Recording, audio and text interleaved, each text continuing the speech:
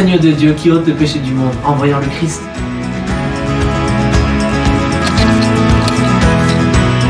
Bonjour à tous, c'est Jonas Prassin. Ce nouvel épisode vous est présenté par connaîtrepourvivre.com.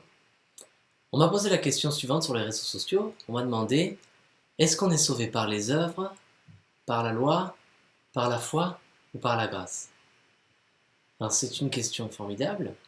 Puisqu'elle s'adresse, elle concerne le sujet central de la foi chrétienne, le salut. Comment être sauvé de nos péchés, comment aller au paradis avec Dieu. Est-ce que ça sera par nos œuvres, c'est-à-dire ce qu'on fait, de bien ou de mal, que Dieu pèserait en quelque sorte à la fin de notre vie?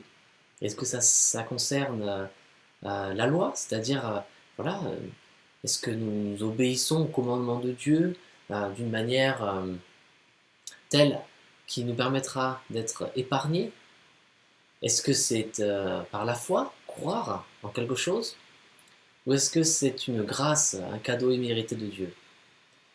Mais nous allons voir la réponse dans la Bible, qui est la parole de Dieu. C'est une question, comment aller au paradis, c'est une question auquel Dieu seul peut répondre, parce que c'est lui qui est le maître de l'univers, qui est celui qui nous acceptera au paradis ou non. Et Dieu nous a révélé sa volonté dans la Bible. Alors regardons ce qu'il dit sur le salut en Éphésiens chapitre 2, versets 8 à 10. En effet, c'est par grâce que vous êtes sauvés, par le moyen de la foi. Cela ne vient pas de vous, c'est le don de Dieu.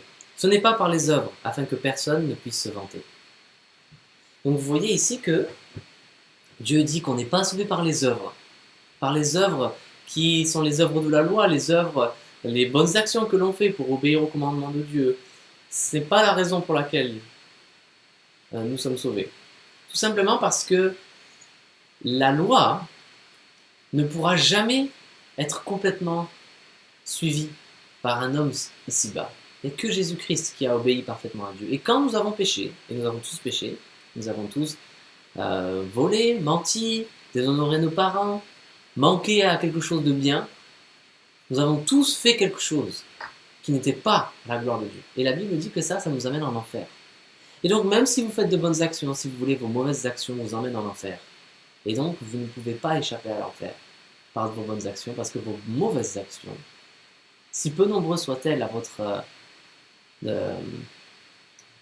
selon votre propre jugement, sachez que Dieu, son jugement, est bien plus profond que le nôtre. Eh bien, nos mauvaises actions nous condamnent.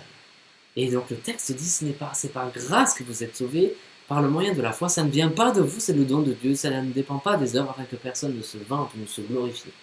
Donc on n'est pas sauvé par ce qu'on fait, on est sauvé par le cadeau de Dieu, la grâce de Dieu. Et cette grâce se manifeste par la foi. Par la grâce, au moyen de la foi. Ça ne vient pas de vous, c'est le don de Dieu. Donc Dieu nous donne la foi lorsqu'il nous fait grâce. La foi en quoi? La foi en Jésus-Christ, celui qui n'a jamais péché, qui est l'homme-dieu, le Fils de Dieu, qui est venu vivre comme un homme, mourir comme un homme à la place des hommes, à la place de vous et moi, et qui est ressuscité au troisième jour, qui est ensuite monté à la droite de Dieu le Père. Il est dans le ciel, il règne et il revient bientôt. La foi que vous et moi, nous ne sommes pas assez bons, nous sommes même mauvais aux yeux de Dieu, parce que nous avons péché.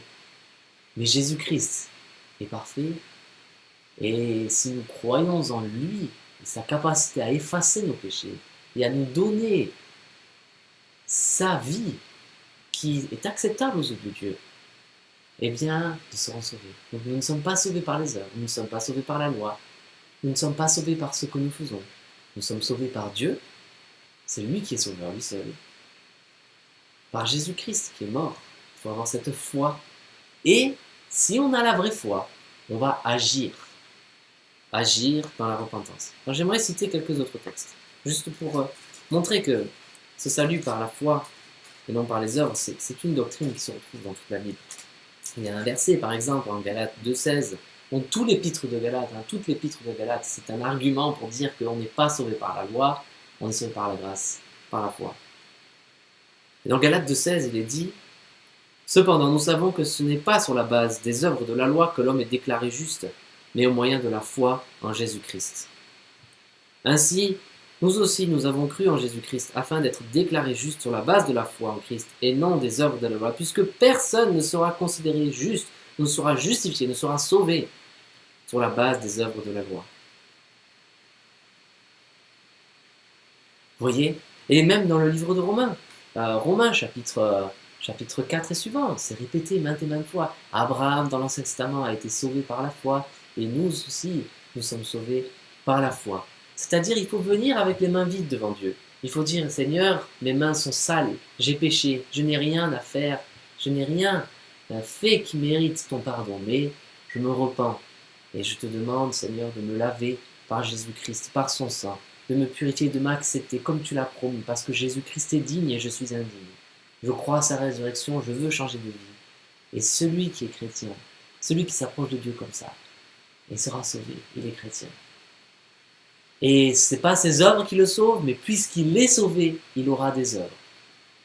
Donc, les œuvres ne sont pas la cause de notre salut, elles en sont certainement le résultat par contre. Celui qui n'a pas les œuvres n'est pas vraiment chrétien. Mais celui qui croit être sauvé parce qu'il a les œuvres, celui qui croit que c'est ses œuvres qui le sauvent, il est perdu. Il faut venir les mains vides devant Dieu et s'humilier devant lui, et il vous relèvera. C'est ce que dit l'Écriture.